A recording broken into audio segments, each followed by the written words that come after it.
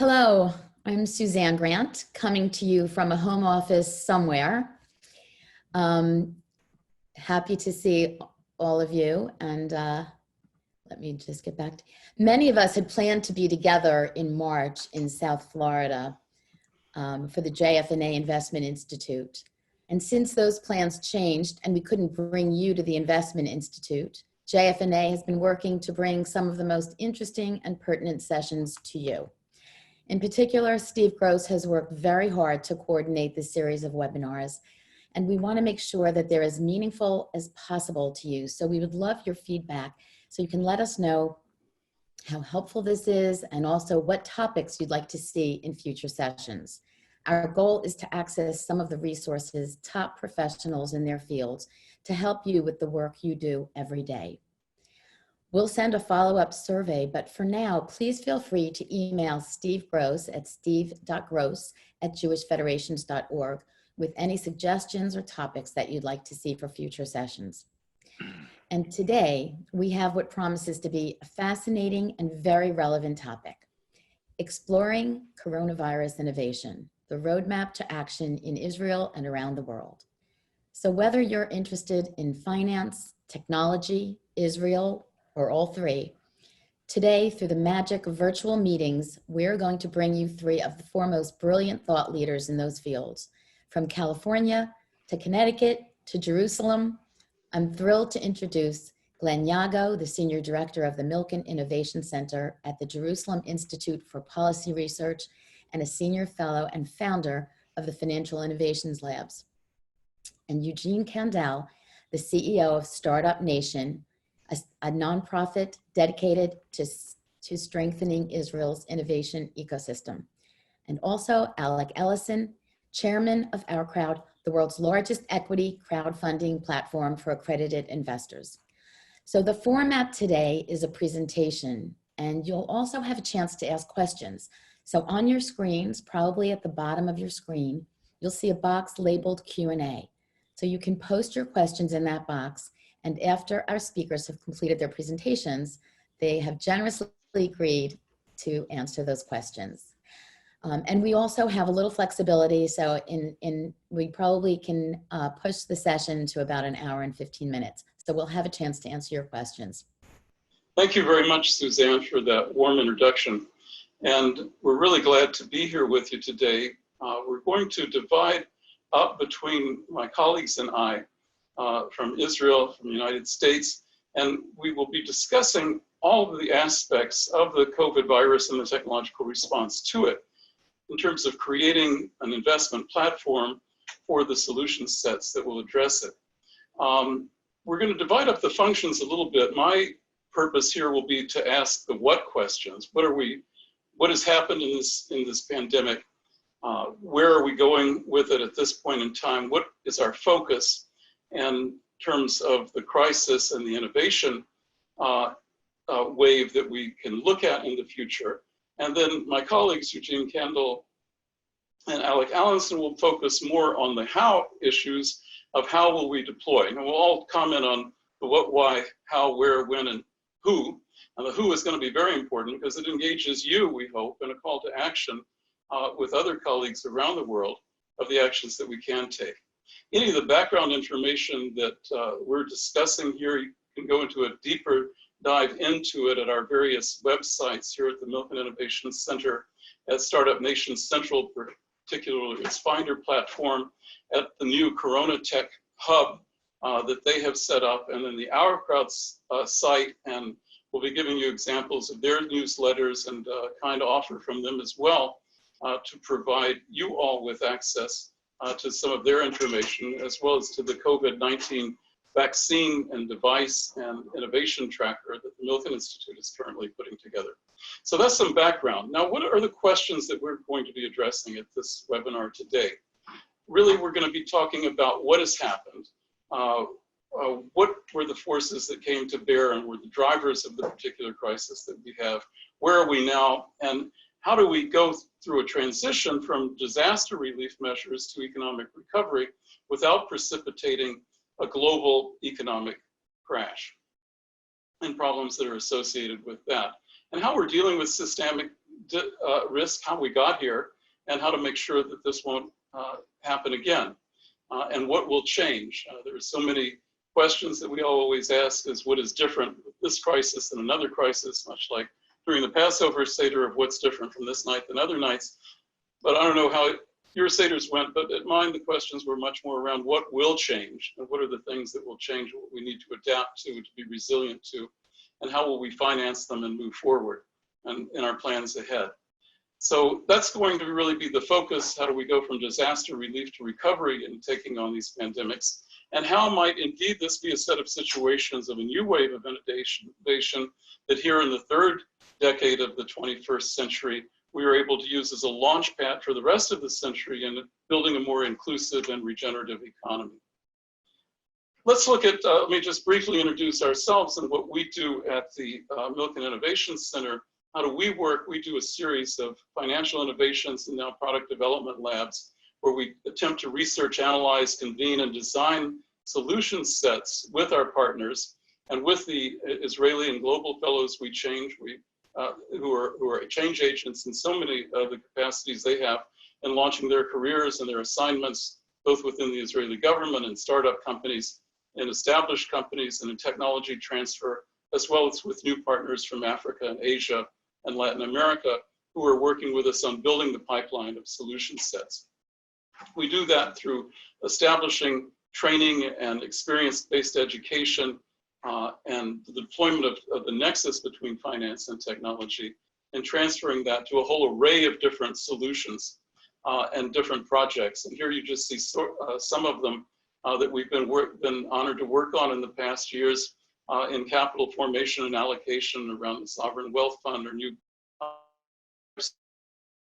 in heritage tourism or solid waste treatment, biodiversity, the first Israel Life Sciences Fund, and many other initiatives in affordable housing and the like that surround these notions of building an innovation-based and an inclusive economy with new regional partnerships and global partnerships and leading to sustainable research and sustainable future projects. Moving really from not only looking at sustainable development goals, but looking at solution sets that can be deployed by aggregating technologies together. So really, where are we right now in this whole process? How do we bring the economy out of this induced coma that we've experienced over the past 2 months and work through pandemic fear by that has created a negative access bubble that has been destroying asset pricing in the markets. So what is actually the problem here? What is the nature of this crisis? What is the nexus between uncertainty and risk that is spreading as we've attempted to flatten the curve in the pandemic itself, brought us face to face with many of the fat tail risk, as the fat tailedness is something we learned from looking at the last financial crisis, is how really we can deal with the likelihood of inherently unquantifiable extreme events that are occurring with increasing frequency in decreased time intervals. We have 100-year storms turning into 10-year storms. The same with fires and floods and hurricanes and now pandemics too, that interval stage between these events is becoming much smaller. And what happens when, and Rob Shiller, Nobel laureate in economics from Yale University, has written very eloquently about this idea that these really are two related crises that we're living through right now. We know that fear distorts. We know that as human beings, we're quite irrational in very systematic ways, and that emotions, we've learned this from Daniel Kahneman, another great Hebrew University economic Nobel laureate and teaching at Princeton as well, as the way in which emotions condition our risk assessment, because in those situations of heightened fear, we don't know what to do. And that's clearly, you see this peak that has gone on here of the very rapid increase of the Wall Street Fear Index, of the volatility index that we're familiar with. And the blue line there at the bottom shows you what it was during the financial crisis in 2008 and 2009, how it increased 300% in that level here by the end of March. Now it has gone down considerably from about 80 to in the 30s currently, but it's still about 10 points ahead of where it was during the financial crisis. And that fear in the markets has been discounting some of the systemic risk that investors see out there. We know that what has happened and why fear is such a conditioning moment and a shaping moment of what we're going through is that it basically does have an effect on behavior. We know that the global networks, if there are the supply shocks we've had or the demand shocks that we've gone through over the last couple of months, they're very tightly linked to shocks in central hubs like the United States or China or Italy, and they can very quickly become systemic risk and paralyzing. And these single points of failure can be amplified into cascading failures because people are very loss averse. So there's more systemic risk that's being processed right now into those factors. Now, where are we now in this whole process? Well, if we look at this chart pretty well, we see that the United States, where about 40% of the cases of COVID, of the COVID virus are present, is about 40% of those cases. And many countries have gone through a flattening of the curve. We seem to have turned a corner, perhaps, in terms of the infection rates. This R0 rate, which runs between 1.4 to 5.7, but it's a wide-scale variation in identifying the testing of infected people between different regions. But we're a long way from having any type of herd immunity, 18 to 24 months away, about the time it'll take us to develop, hopefully, in the best of cases, a vaccine. So how do we move beyond this? This is where we are now. We're currently treading water. But how do we keep the pandemic lockdown from precipitating an economic crash? This is a very set of issues that we're confronting there. What we've had, and this is a very important focus point to make, is that we have a temporary 100% output in roughly 50% of the industrial sectors of the economy. What we don't want to have happen and is to have bank runs or herd behavior that would put us into a situation of panic where that would turn into a 50% output cut in 100% of the sectors. It's very hard to recover from a situation like that. So how do we offset the demand shocks that we've had, the changes in aggregate demand? How do we deal with the sustaining credit, the credit supply chain, and avoid the bankruptcy shocks that could be out there in the future to build a bridge into a recovery period? Well, we don't have many historical cases that repeat this, but the one from the last century that is most similar would be what happened in the flu pandemic right after or right at the end of World War I. And on the left-hand side, we look at the path that the economy took at that time. Was we had a flu pandemic outbreak that lasted about 2 years. About 2/3 of the deaths that occurred over a 24-week period were concentrated really among the younger parts of the population. The pandemic started with soldiers coming back from the war, and the major outbreak was in people between 20 and 39 years old. By the end of the war, we had a 7-month recession that you can see here from the pandemic that was relatively slight in its impact. Over on the right-hand side, you see we didn't have very good national accounts at the time, so economists have reproduced it in terms of simulating a American account. You see a basic sort of drop during that 1918 period, where it starts to drop in the period. But what happened was the government policy was totally off base at the time. We didn't understand monetary policy or macroeconomics as well as we hopefully do today. But that outbreak brought us into a situation where, well, by raising the interest rates from 5 to 7% and slashing government spending, it spun into what was actually a depression in the 1920 to 21 period. That's the dip you see here. But what happened after that was a huge increase. The Dow rose 500% by the end of the decade, and that was largely driven by a massive wave of technological change and innovation. We moved from a coal and a steel and a railroad-based economy to one based on motorization, on automobiles, on oil, on rubber, chemical processing, electricity, lighting up the beginnings of the lighting up of the country. New breakthroughs in not only transportation through motorization, but also in communications and radio and in film. And all of these factors were convening together to create a major technological increase that was driven, even just simply in the food and the agricultural session, the invention and the proliferation of refrigeration and food preservation, all of those things had a major impact on the recovery of the economy. Well, what do we know now? And where are we at this point in this whole process? We know that we have a problem with infectious diseases. Infectious diseases in humanity over a long period of time have been a major problem. 70% of the diseases, infectious diseases in the world travel from the animal population to the human population.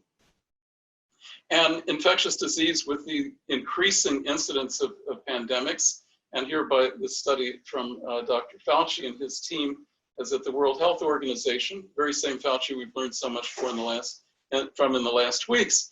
We see these outbreaks of pandemics have increased to a frequency of around 2 to 3 years, whereas they used to be much longer periods before they would break out. If we talk about Ebola or Zika or all of the different types of influenzas that have the Ebola virus, different types of drug-resistant malarias, cholera epidemics, all of those have increased and been resurging at a higher rate. Largely, and that's where we can gain some, we need to overcome the hindsight of not seeing this pandemic coming, since there was a lot of research suggesting that it was how do we arrest the contagion, both of the public health issue, as well as arrest the contagion of fear in the markets that we see unfolding.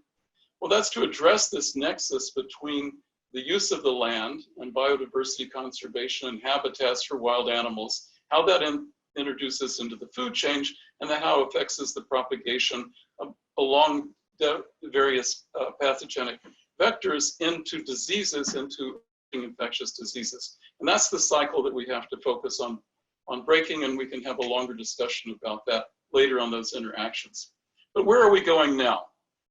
Again, framing is such a key point, as Kahneman and Tversky taught us. How we ask the questions of how we assess risk at this point.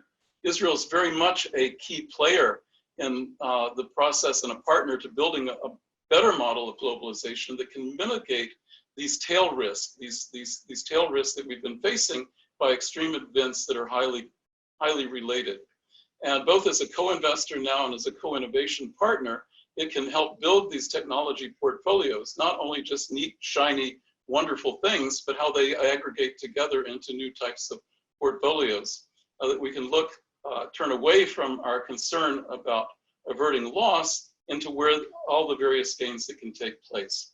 Now, Israel has launched into a very aggressive disaster response policy, both on a fiscal and monetary level. This outlines some of the actions that have been taken both at a fiscal level and in terms of quantitative easing in the pandemic crisis by the Bank of Israel and by the government of Israel. And what is also very interesting is the largest sovereign issuance that has been done of $5 billion that was raised, and actually the first 100-year bond that a 72-year-old country has issued to try to do this. And there's more capacity to look at measures in that area. Why is this matching between long-tail risk and long-term financing so important? It's because in order to make the bridge to increase and collapse the amount of time it takes to digitize the world further and increase the levels of efficiency, it requires this marriage, as we'll see it again, between big data, artificial intelligence, and machine learning. That's how we went from not only defending the country with Iron Dome, but now the new Health Shield that combines these different measures of an app that's endorsed by the Ministry of Health and that brings together cross-checks with GPS history on your mobile phone, along with geographic data about patients and electronic health records, so we can get to a point of risk-based selective quarantine and containment in dealing with the virus until we have a vaccine. By having diagnostics both at the patient level and at the national level to see how we can reopen the economy more effectively. Also breaking through some of the barriers and streamlining the process, both in disrupting the cost of ventilators, as we see here, that we'll talk about later, in Eugene's presentation, and how we are going to really tele everything. That's another point of the where question, of how we can go through this process of test, treat, and tracing, and then repeat that process along the whole range of contagion possibilities and threats that we have, so that we develop a system of end-to-end global health solutions that really become our pathway into evidence-based translational medical innovation in the future. So that's what we're trying to see. How do we keep this from happening again? How are we going to be able to establish disruptive technology to democratize global health and building these launch pads? And with that, I want to turn it over to my colleague, Eugene. Thank you very much.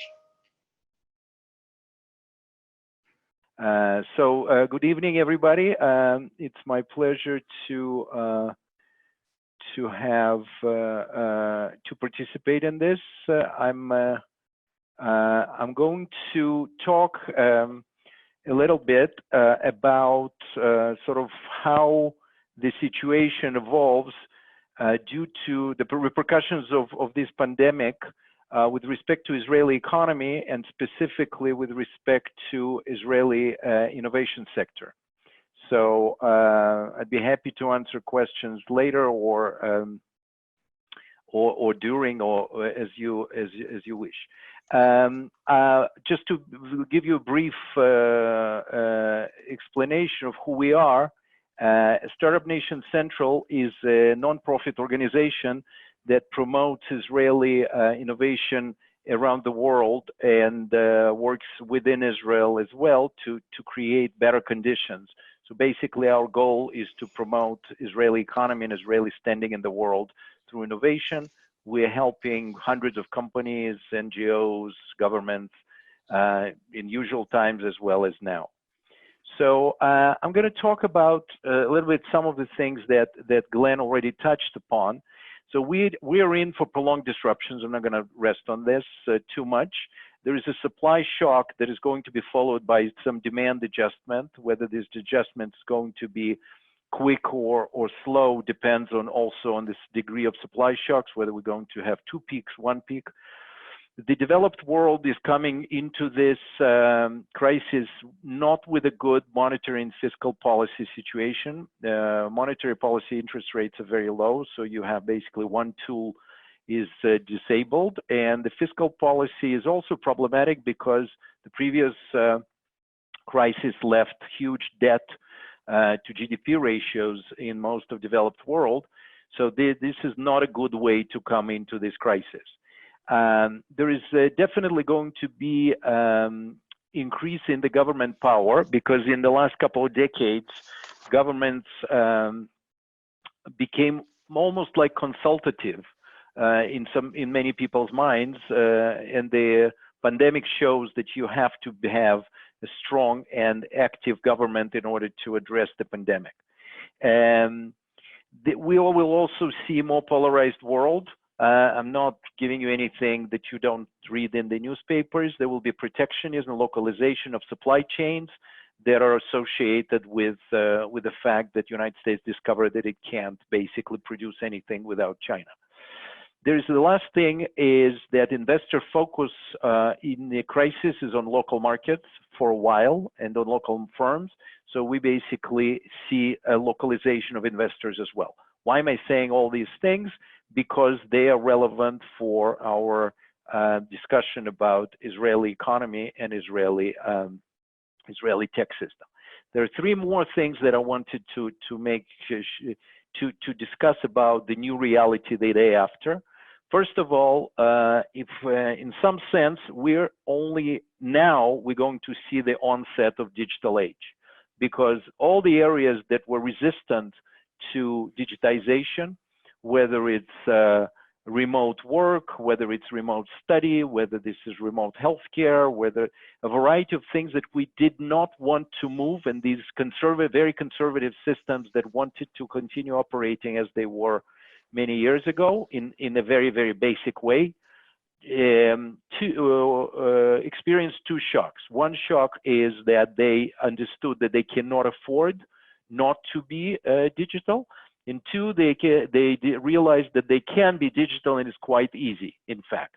And so that increases demand for remote technological solutions and the associated technologies that are required to protect it and make it more efficient. The localization of supply chains will lead to increase in manufacturing costs. So we will not see Chinese plants being transferred to Nebraska because that will be prohibitively costly. So we will see a lot of demand for robotics, flexible, resilient operations and productivity enhancing measures, which also call for technology. And finally, the drastic reduction in travel and commuting will affect some industries in a mortal way. Real estate, retail, hotels, transportation. This will lead to massive unemployment shock. That will require retraining efforts, long-term unemployment. Citizen wages will be raised because long-term unemployed need to survive somehow. The citizen wages require tax harmonization across countries. All of this requires much more information technology and coordination across countries, across regions. So all those things imply that the demand for technology, including Israeli technology, is rising. Israel, we have seen 25% unemployment, basically 1.5 million people out of work in the immediate, the second 2 weeks of March. It's starting to decrease, but slowly. Only about 100,000 went back to work. The economic and financial position of the country prior to the crisis is actually much better than the rest of developed world. We came into this crisis with 61% debt to GDP ratio. It is likely to jump to about 75, but that would be about 25 percentage points lower than what the average developed country came into this crisis. So that's not a bad place to be into it. There's a significant government relief package. Israeli government did not get scared in 2008 because we basically didn't have a crisis in 2008. And therefore, it is not suffering from the syndrome of many developed country governments that acted too slow, too late throughout 2007, 2008, only to be hit with much, much bigger budgets. And so that is, in our opinion, that is the reason why you see such huge relief packages in the US and in Europe. Unfortunately for us, our relief package is much smaller than that. It's about 6% of GDP relative to some countries, 20% of GDP. And so many citizens are frustrated as their difficulties mount. They expect much larger bailout, which is resisted by the government at this stage.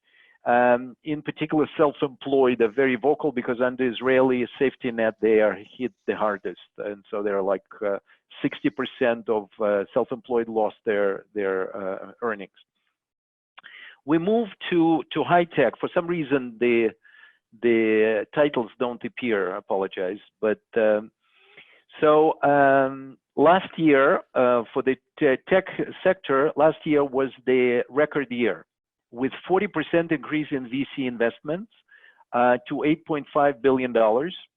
Actually, the beginning of this year was even much stronger, about 20% higher. The first quarter of 2020 came in with $2.6 billion. And even April came in with $900 million, which is the remainders of the deal flow that was coming through the end of last year and the beginning of this year. 85% of all these funding came from foreign VCs and private equity. These are expected to be gone. Remember, I said that investors become local. So these investors became local and left Israel. And so that created the liquidity crunch. That's one leg of a liquidity crunch. The second leg of liquidity crunch is due to the decline in majority of companies, decline of revenues between 20 and 100%. There's a small number of companies where revenues actually doubled or increased significantly. But in terms of number of firms, this is a small minority. So what is going on due to this liquidity crunch is that firms have less money. They have to keep it for longer time because they are not sure when they can raise additional rounds. The local investors who represent, as you remember, 15% of all the money, have their own cash, about $3 billion. But they're saying, look, we don't have the others to participate with us, and this thing can go on for a couple of years, so we need to increase the runway for ourselves as well. So what they do, they stop new investments, those that didn't raise the fund just now.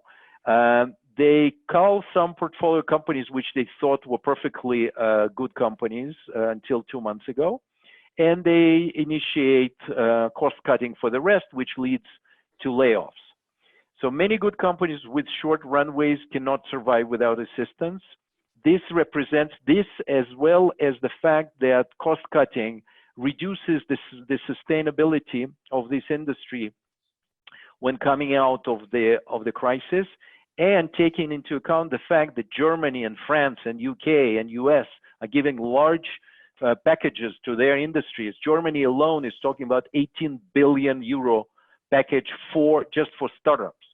That means that if we don't get support from the government and this liquidity crisis is averted, this would be a long-term threat to the industry, despite the fact that the value of this industry actually increased because of this crisis, because of the previous slide that I was talking about technological change. Now, unfortunately, that helping is tech sector is not politically popular because it's considered to be a rich sector. And so there are voices even within the sector that are calling for the government not to help it, basically calling for Darwinian response. Luckily, we are happy to say that the government is listening to reason and is actually understanding that they cannot kill the golden geese, and therefore actually acting now much more creatively and quickly than it did in 2008.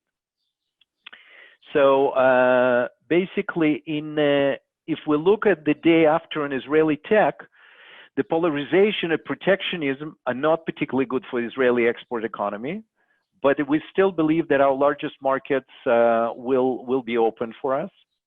The increased demand for technology, on the other hand, is spelling very good news for Israeli tech companies who can particularly thrive in such uncertain times because they are very good in pivoting very quickly and identifying challenges. So whether it's AI, cyber, industry 4.0, digital health, edutech, agri-tech, they are all going to be in very high demand. So if you take this as an increased value, but reduced current valuation because of liquidity crunch, this is a good entry point. Now, if we add to that the government downside protection that is potentially coming within a month to a month and a half, this becomes a one-time opportunity for investors. So if investors from outside that have interest in being in Israel and have interest in making money and they have interest in investing in tech, this actually is an incredible opportunity to consider that, and we would be happy to expand on that. The government basically what the government is doing is looking to give three different type of support.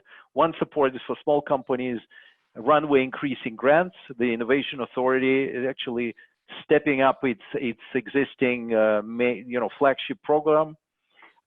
For the large companies, they are supporting all kinds of debt instruments with some downside protection. And the most interesting thing that they're doing is, this is something that we've been actively advocating, is to take little budget money and leverage it, providing significant downside protection for institutional investors who are co-investing with experienced VC investors. Their money will be protected by up to 30% losses over 8 years. So actually, we believe that the government will actually make a lot of money out of this program. So that's something to think about. And finally, there's additional things that are opportunities that the government start and others, including us, start to do. The fact that many people are idle, you can use their free time to actually reskill or upskill them. whether it's college students, whether it's high-tech existing workers, whether this is changing people's occupation. Technology-driven comprehensive solutions for managing epidemics. This is unfortunately not the last epidemic that we're going to see. The technology was underutilized from the get-go in this process to a great extent. We need to be much more prepared in terms of, and technology can really make this preparedness much cheaper and much more efficient and effective. And there's also a double bottom line, because this is the time to actually modernize the government, because the sector is now looking at Israel as a potential market, which it never did for the last 20 years. So this is something that we're advocating the government to actually engage in. I'm going to stop now, and let's see how we progress.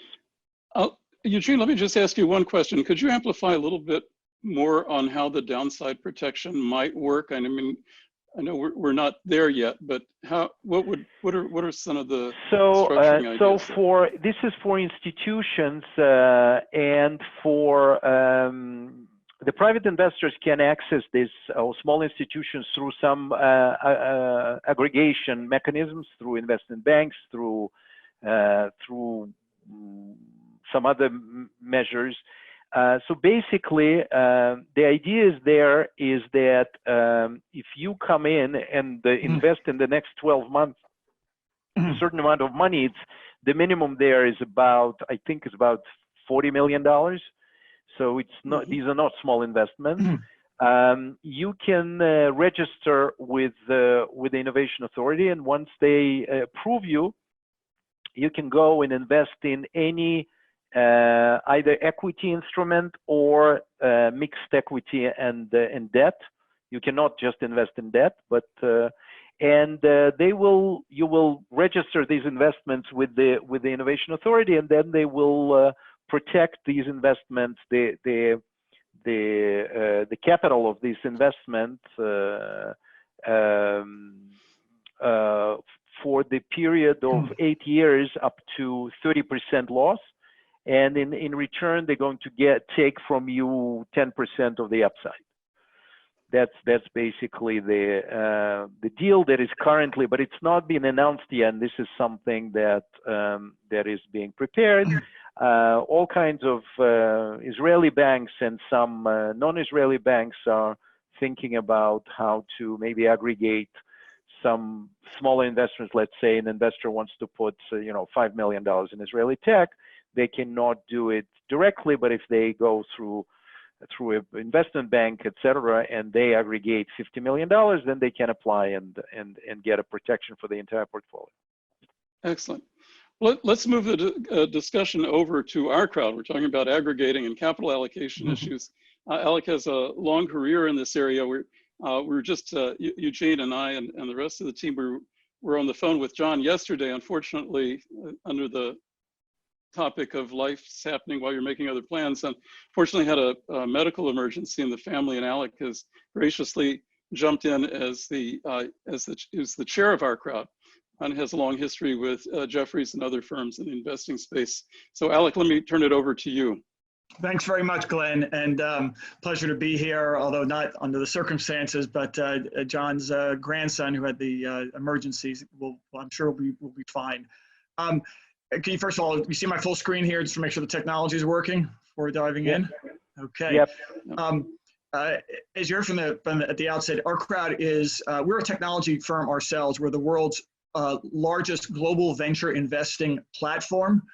We regularly appear on top 50 global fintech lists from the like of KPMG.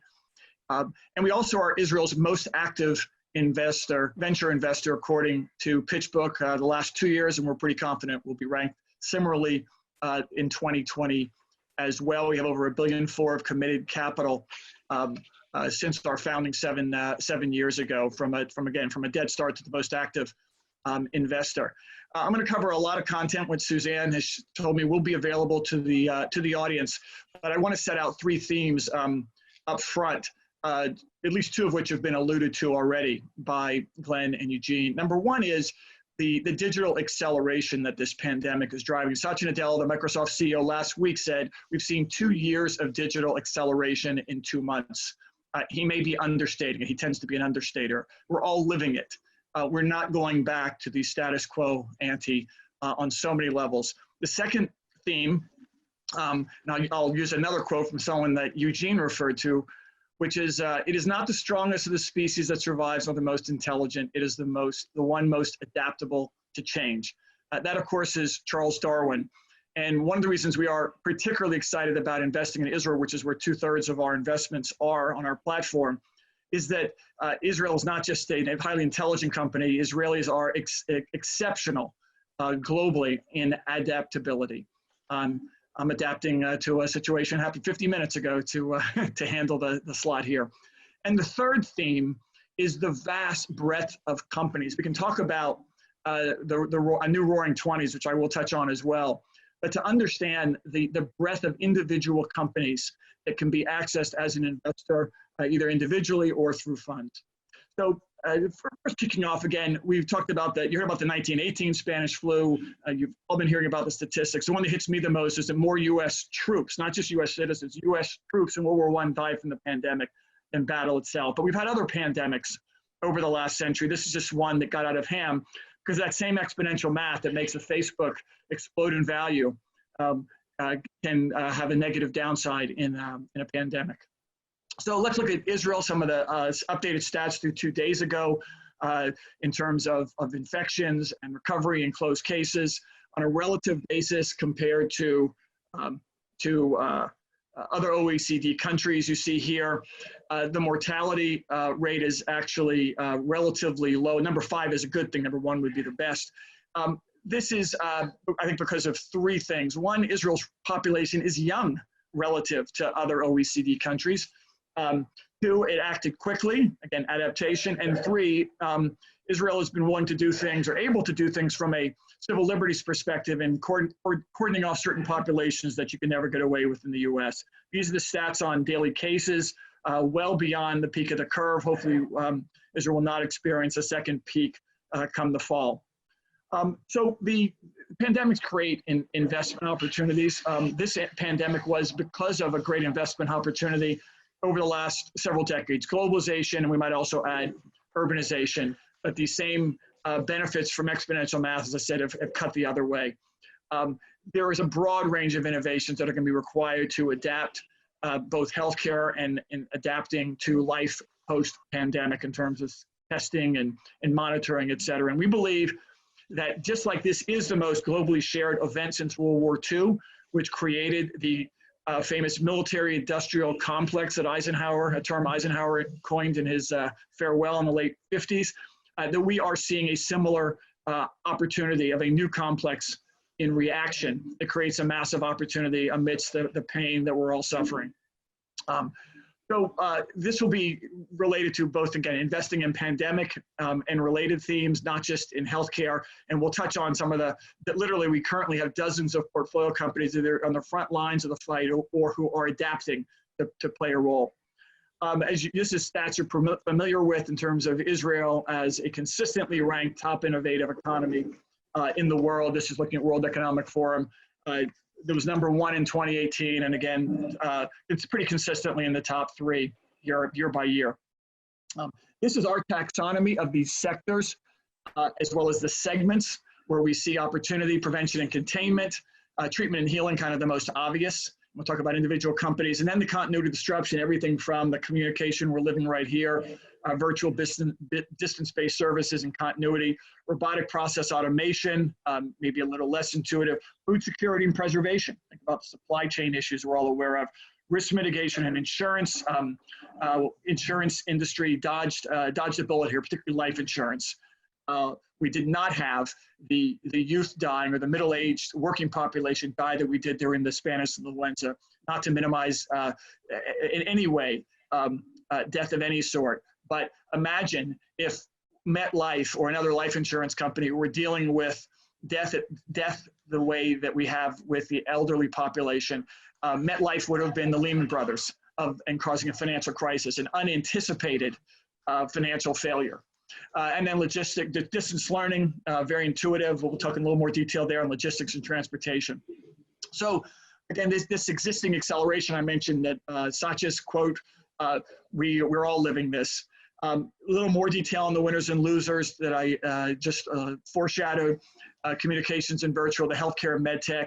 Keep in mind hardware and software vendors to the above, often equipment, have a very interesting supply chain of hardware and software. Industrial automation, we've continued to see the trends of having fewer and fewer individuals on the factory floor, in manufacturing environments, and in service environments. Think about what goes on in the McDonald's now, how it needs fewer people to staff a store. And this has employment implications, as Eugene referenced, which are very challenging when the acceleration, the digital disruption was already at a fast pace. Losers, commercial real estate and oil, probably at the top of the list. We're all learning we don't need as much commercial space to do jobs effectively, and the oil industry is not likely to have the recovery that it did post 2016 because Wall Street's unlikely to finance it the way it did 4 years ago. Clear reformulation in travel and leisure.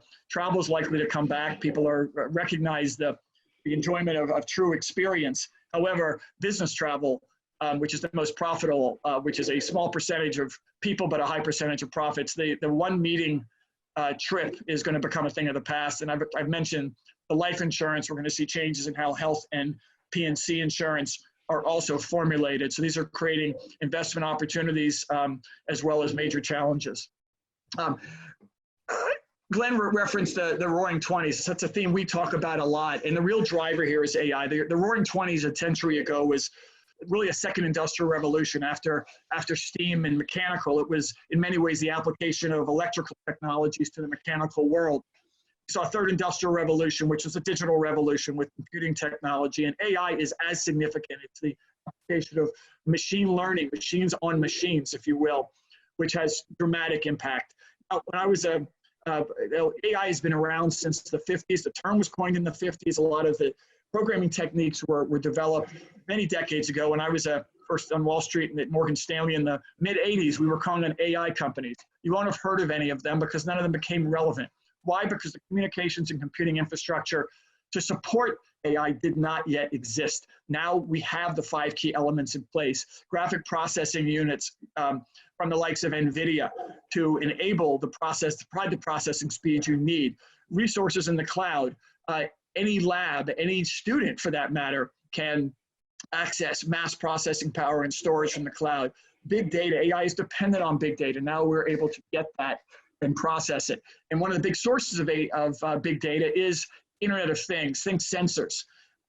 Literally, not figuratively, literally billions of sensors around the world that are capturing data. This is what enables, for example, autonomous driving. And that also requires the 5th component here, which is 5G communications technology, the ability to manipulate data that's coming from the edge, coming from an IoT sensor in near real time. So AI is to these 20s, we believe, coming out of this pandemic, what electrification was to the 20s a century ago. So in terms of, let's talk about testing technologies in Israel. These are the 3 general categories: saliva test, breathalyzer, voice-based. Those of us in the US perhaps don't segment it the same way. We just think about testing, but there's a whole bunch of different ways at getting at coronavirus and the future mutations we will see in terms of that testing. But there's also been new therapeutics. Another reason that Israel has done relatively well, it's all relative, is it within less than 2 months of the outbreak had approved 8 new treatments. And these are Pluristem, a company you may have heard of, trades in the US, has soared as patients were improving. Again, we're seeing also innovation in the US, but Israel has been very quick and adaptable on this front. Ventilator technologies, you may hear about less, but Israel's playing in these segments as well. And then, of course, vaccine development. There's been 2 significant efforts: Israel Institute of Biological Research and the Weizmann, which is a top secret effort. They hit the press last week with news not of a vaccine, but of an antibody-based treatment. We'll see how quickly they can bring that to market. And then the McGill Research Institute, we're leading, as I'll talk later about, we're leading an investment round here, was announced a few weeks. This is an adaptation of an existing coronavirus vaccine for chickens. So again, they've adapted and pivoted to focus on a human coronavirus vaccine. It's an investment we are very excited about and probably has garnered more interest for us at OurCrowd than almost anything we've done in the past. The name of it is MIGVAX from the McGill Research Institute in the Galilee. And again, this is leveraging, in some ways, a 4-year lead because of the safe vaccine that they had in coronavirus. Very important of what's different about it. Most significant may be that it's oral. There will be multiple solutions to the vaccine in different parts of the world. We have that from a quote from the CEO of GSK as an example of that point. There are probably over 100 efforts now around the world. We believe this is the only oral effort that is occurring. This makes it particularly relevant for the developing world, and if you're familiar with the original Salk vaccine was not the one. It was the Sabin vaccine for polio that became the proliferated one because it was oral and easy to take on a sugar cube. It doesn't use any form of the virus itself, living or dead, which means it's applicable for immune compromised patients, which is a meaningful segment of the population. As I said earlier, it's based on another strain of coronavirus that was already safe and effective. The ultimate manufacturing technique is very low cost, and it is a platform, not just an individual solution. So it will be hopefully adaptable to mutations that will occur. We expect that coronavirus will be very much like the flu, where there is a new flu every year and you have to adapt to the virus's adaptations. Another company that is we were very excited about, again, we just actually recently, literally this week, launched this on our platform. We've been an investor for several years. You've probably heard of the company Theranos. Sight is the anti-Theranos, according to Forbes. They have an FDA cleared, as of 4 months ago, 2 drop of blood CBC analyzer. So again, 2 drops of blood, and you can have your CBC, your comprehensive blood count. We all have at least once a year. There's 4 billion of these tests a year. It can be done with a low-cost machine. You can have the results in 10 minutes instead of waiting 2 days from a lab. But they've also adapted to be used to support corona patients because the ability to look at red blood count, for example, signifies infection. This is already partnered with Shebas Medical Center, Israel's largest medical center. PULM-1, PULM from pulmonary. This is able to measure lung capacity, obvious adaptation for coronavirus, both for testing as well as for measuring recovery subsequently. TytoCare, we're all familiar with the home thermometer. TytoCare took this to a new level with an artificial intelligence-based device to assist in home examinations. Think in terms of a parent checking a child, as you see in this picture here, looking in their ear, using artificial intelligence to know if there might be a problem, whether the physician can be consulted, and then consulting the physician in a telehealth mode visually on your camera there. Also adapting to a COVID-19 use case to examine, treat, and monitor patients without having them physically present, which is particularly important given how contagious this virus is. Cryon, nothing to do with healthcare. Robotic process automation company that we just completed a round of investment on, which is using AI to dramatically decrease enterprise level tasks and projects. They had in mid-March, as Israel was scrambling to adapt and deal with this crisis, within 48 hours enabled Israel's largest HMO, Maccabi, to integrate the COVID-19 test results with the Israeli Ministry of Health. Again, 48 hours over a weekend. It would have taken 1 to 2 months if it was done the traditional way. This was, again, a great deal in the press, Jerusalem Post headline here. MeMed, another company in the diagnostic world that is adapting itself for infection detection before the appearance of COVID-19 symptoms. VocalZoom, when one wouldn't think of this as in the healthcare area, it is a sensors company focused historically on the factory floor. This is being adapted for COVID-19 for mass detection using sensors of temperatures in large crowds, something that we're gonna have to incorporate as an element. May not always be 100% effective, but if we're gonna assemble in crowds in the future, we will need these types of sensors. Switch, also using artificial intelligence, which is to guide individuals on their adherence to their health plans. Data.World, an Austin, Texas-based company, seeking to be a global sharer of data, the GitHub of data. GitHub was a company Microsoft bought for over $7 billion in the programming mode, enabling developers to share programs. Data.world is a sharer of data led by a serial entrepreneur with 2 prior very successful exits, has quickly adapted. If you go to their website, the front page is about their adaptation to COVID-19 to allow the sharing of data among scientists. Barcode Diagnostics adapting from its cancer focus historically to COVID-19. TechSeat, nothing to do with healthcare. If you think about you need to have the cable support person or someone like that come to your home to do tech support. How can they do this without entering your home? That's the use case that's very relevant here, being able for a technician to see, hence the name TechSeat, with this intelligent visual assistance. So AR and remote video were being the real keys there. CyberMDX, a company that helps secure medical devices. Think that our pacemaker is basically a computer in your body. Well, imagine getting a notification that your pacemaker's been hacked and you need to wire X thousands of dollars in 30 minutes or your pacemaker's going to be turned off. This is a company that also, even in this tough venture environment, we just closed a $20 million round in the last couple of weeks. Sense Education, online education. I've got kids homeschooling in the other room right now. It's a challenge. Online education is clearly exploding. If you think about the education you get with online, it's typically a broadcast. A great professor can reach thousands or theoretically hundreds of thousands of people. The classroom experience has an interactive component. What Sense is trying to do is to play in this middle area of how do you provide the feedback to students. They're using AI specifically in technical education to assist an instructor who may have thousands of students in providing individualized feedback, because they're often, particularly in technical educations, patterns of how an individual gets assignments right or wrong. So again, I've hit you with a broad spattering of companies directly in the fight, pivoting to the fight. We have a broad portfolio. We're pleased that we were well positioned. We didn't anticipate this, but we had helped our companies raise almost $500 million since January 2019. So our average company, fortunately, has a pretty good level of runway.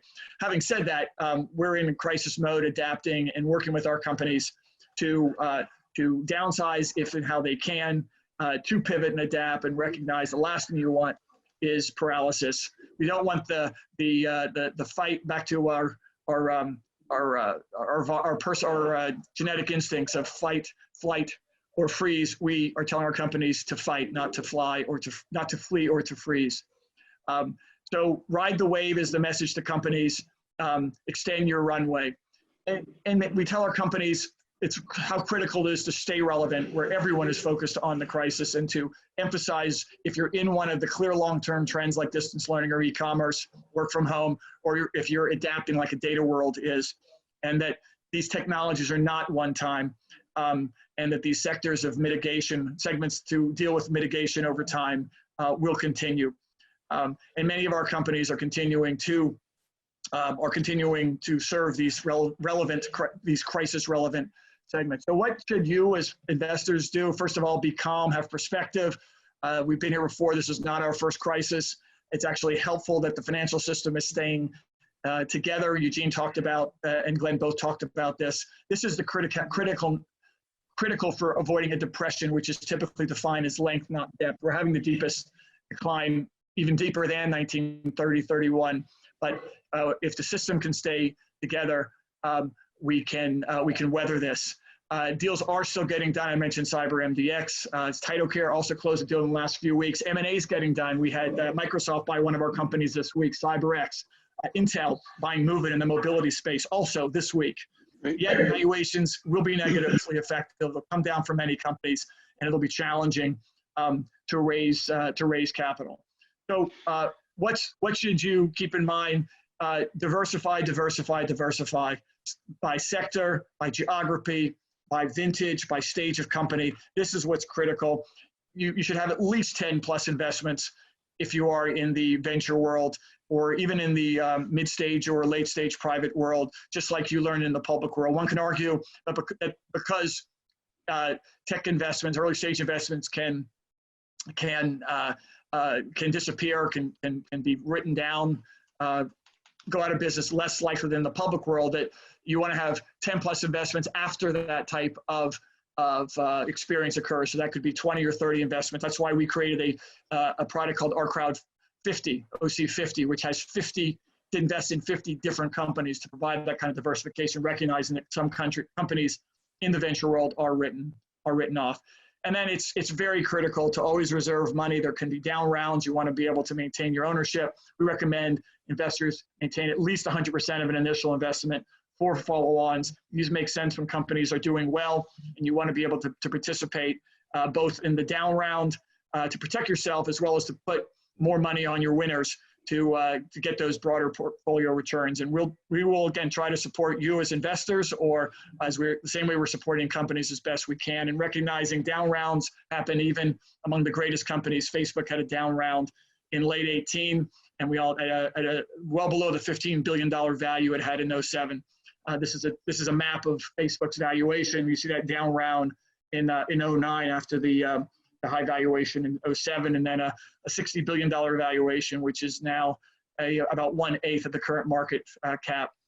Vintage is critical. One could argue, we didn't know it, but that late 2020 may be a better time to invest than the first several months of 2020 because of this correction in the markets.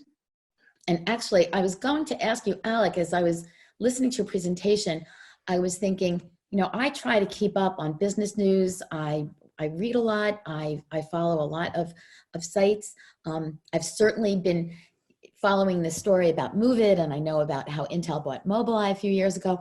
But how do we here in this country keep up on some of these incredible innovations and stories that are happening in Israel? And anyone can answer that, but there's so much that you talked about that was. Well, I mean, Eugene will probably have answers as well. Look, yeah. It may sound self-serving, but I can tell you, sign up on our platform and you will get notifications every week about companies and trends in the country and what's happening, even if it has nothing to do with our own companies. People can sign up, take 60 seconds. It's ourcrowd.com, and that's one way to get curated content of what's happening on a weekly basis.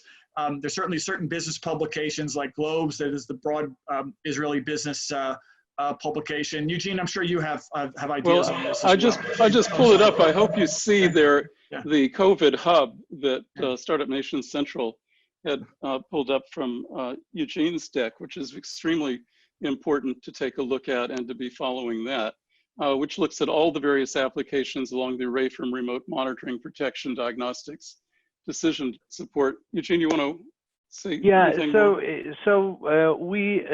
This particular map is about companies that are relevant for Corona, but this might not be the immediate investment target. The other one that, Glenn, if you can go forward one slide. Sure. Whoops. This is a website about Corona, Israel, and technology. All these intersection of previous two. One more. Yeah, there's that one. This is everything that you might want to know about everything about Corona and Israel and technology. But in general, we have a platform that is called Startup Nation Finder, from the word find. It basically covers the entire ecosystem in Israel. There are 6,500 companies there. So if you're interested in learning about Israeli technologies by any type, any sector, any stage, it's a very, very user-friendly platform. We don't charge anything for it. In general, my organization we don't have any financial interest in anything. We don't charge for anything we do. So you can find investors. Of course, Our Crowd is prominently featured there, but there are also other investors. I agree with Alec that going on your own and investing just in a couple of few companies is probably not a good idea. But pairing up with a serious organization that has a good experience and good track record, Our Crowd again being a good example of that, is a good way to co-invest, and the current program that the government is establishing is a good way to get your feet wet in a relatively safe way, because you have significant downside protection. The value of this downside protection, even after reducing the 10% or whatever percent of upside, is about 15% on your investment, which means that you earn almost the instantaneous return of 15% on your investment. So that is something that does not come around every day. So it's definitely worthwhile. And one point that I wanted to make, to come to Israel to invest in high tech, I would definitely change the hat and make Zionism a consideration and making profits as a main motive. Right. We're most interested in marking it as a place that generates risk-adjusted returns. So in all of these applications, let me just take you for a moment to some of the examples of how they aggregate into solution sets. This was one that was crafted here over the last 6 weeks or 7 weeks by Clalit, one of the HMO's largest. One of the largest HMOs, not the largest, along with folks at Weizmann, which basically allowed for an app which was platformed by the Ministry of Health. And it gives you the presence of anyone who's been diagnosed with the corona. And it's an app that cross-checks with GPS history on your mobile phone with historical geographic data of patients from the Ministry of Health. So they blended that together and get a risk.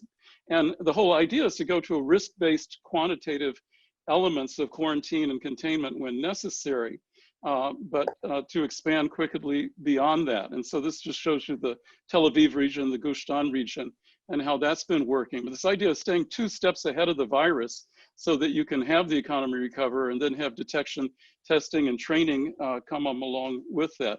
One of my favorites that just was a story that was in some of Eugene's slides as well was the hacking that's been going on, the sprints, the technology sprints that have been going on with small teams, 7 teams. This was done in a 100-square-foot basement at the Ashdod Asuda Hospital with folks from the Rafael Defense Industries plant. It's a captain there, along with a programmer, mechanical engineers, and medical staff, basically reinventing an open source ventilator in a very short period of time, within 6 weeks, and disrupting, again, this adaptability and resilience that Alec was talking about.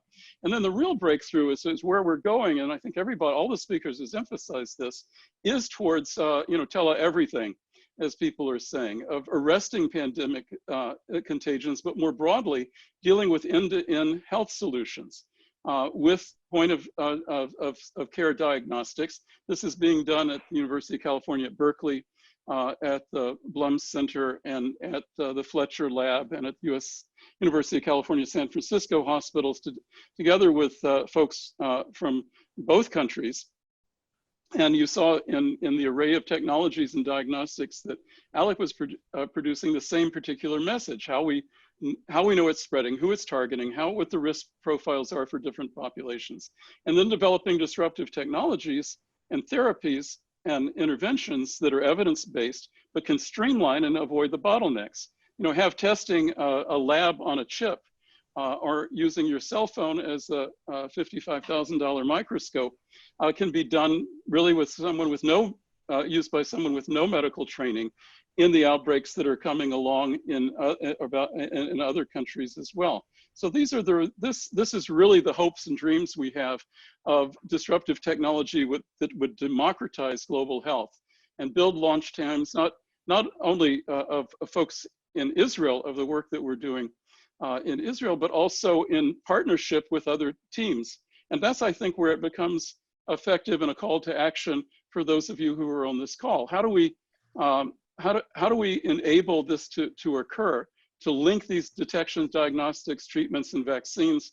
The piece that we shared with you that Steve Zecker and I had in Haaretz last week was to that point, and sort of aggregate, not sort of, but directly aggregate technology financing, much along the platforms of our crowd, or also in new funds that are being crafted that can streamline where you're not dependent on large testing, but decentralized and distributed testing, just like we learned about distributed water production and distributed computing and all these other areas, to avoid moving into a section where we're just collapsing 50% of output from 100% of the sectors. Have these technology drivers and innovations come in solution sets. So with that said, let's, Susanna, I will stop the share. That's great, Glenn. I was Thank going you. to So we make do have one a other couple point just about how the overall work that we're doing there in Israel, to go from capital formation, impact investment, regional innovation partnerships, and global innovation partnerships to sustainable future projects that we can have, and blend together the training and the finance and technology to do so. So that's our story, and we're sticking to it. So I think all of us on this call, and we just really do want to invite you all to join us in terms of transferring this technology into your communities, and in both the investment community and practical community of where these solution sets could be effective where you are. Fabulous. Let me run through we have 3 questions. Let me run through them quickly and see if we can get quick responses for everybody. I'm sensitive to people's times. So the first question I started as before was about creating a diversified portfolio. What kind of portfolio would you support now in response to the pandemic? And also, what do you think about the Tel Aviv Stock Exchange future in the somewhat short term? Maybe I'll hit the first part of it and for the others on the TASE. Look, you want to be diversified by segment and by stage. Early stage, mid stage, late stage. You want to be in med tech, in enterprise software, in semis, in mobility, in food tech. These are all areas where Israel excels at, because you never know where the real home runs are going to come from. And sometimes an area can be hot and can be clearly full of great companies, but the valuations may be high, maybe too pricey. So be diversified. And look, there's certain areas to avoid. The less digital, the less something seems to be positioned to ride this accelerating digital and virtual wave, the more you should avoid it. I'll let somebody else take the TASE question. Yeah, I would just add a couple of more areas that are agri-tech and Industry 4.0, or digitization of the industry, are going to be very much affected, and I don't think they started being hit yet in terms of valuations. So these are quite interesting. I think Tel Aviv Stock Exchange is trying to figure out what it is. It became privatized about last year, and it's definitely looking into some of the tech areas. This is perhaps the first opportunity for it in many years to try to attract some of the fundraising from tech companies, which were ignoring it for various reasons. So there is some discussions right now. It's hard to be a regional stock exchange that is not somehow connected to a much larger entity. And so it's basically going to, unless it can reinvent itself and create some kind of technological basis, it's going to remain a relatively small stock exchange. I think if you want to invest in Tel Aviv, I think through Blue Star indices would be ETFs, right? ETF, so it's probably a cheaper way to invest in it. One point that Glenn made, I just wanted to reiterate, is that we can be S&C. Like I said, we're not asking for anything, but we can be your guide, not just for your investment, where you can connect you to various parties if you're interested or explain things, but we also can connect you as members of your communities and federations to solutions that have been tested in Israel. Some of those that Alec was talking about, Glenn was talking about, I can talk about some solutions. They could be life-saving for the hospitals and and authorities in your areas. And so, if you're interested, please go on our Corona Tech website and please ask us. We'll be happy to come back to you and direct you and help you orient yourself. Thanks, Eugene. You know, I think that one of the things that Israel has been amazing about over its history is creating and coming up with innovating new technologies, but then sharing it with the world. And so that is something that we really do appreciate. We have like about a minute left. So very quickly, I just want to kind of combine Michael's questions, which are basically, what do you think the impact of all of this COVID-19 is going to be on paper money? What do you think that there's something happening in that realm? And also he has an idea for a lifeline fund, but I'm going to actually send that to you gentlemen, and we'll have to respond. Right. I'm glad Michael is one of our fellows from Kenya who's in Israel right now working on paper money. On some paper projects. money was already in decline. I love to just point out a simple fact to make the point. Bank of America became Visa. Visa is worth far more than Bank of America or JP Morgan or Citibank. So the long-term digital payments revolution will simply accelerate. Right, the whole fintech area we didn't hit on, but it's certainly in there in terms of health insurance, health, all aspects into monitoring. We've had a health impact bond that Social Finance issued in terms of type 2 diabetes reduction to avoid, where the government's involved as a partnership to avoid that cost of people transiting from type 1 to type 2. There's all sorts of things in that space. But I think just to sum it up, the reason we you know, a 72-year-old country is issuing a 100-year bond right now is because it's looking towards the future, that we needed a launch pad and we needed a little laboratory. That's why we have a state. So, and that connection of bringing people together, both the human capital and the social capital that's represented in Israel, the diversity of it, that creates, as Eugene often says, the global laboratory. And you know, Alec rolls out the global launchpad as well. Yes. We got tired of experimenting on other people, so we decided to experiment on ourselves. Well, you all have been just fabulous. This has been an incredible presentation, and I want to thank Alec and Glenn and Eugene, and thank you to Steve Gross and Frank Gaviria, who's behind the scenes really making all the technology possible. Thank you to all of you participants for signing in today and for giving us your time. And please let us know how we can be helpful in the future. We'd love to continue this series of webinars. We'd love to be able to support you in that way. So thank you, everyone. Stay safe. Thank you, Suzanne. Thank you, Suzanne. And Steve. We'll hope to see you soon. Thank you.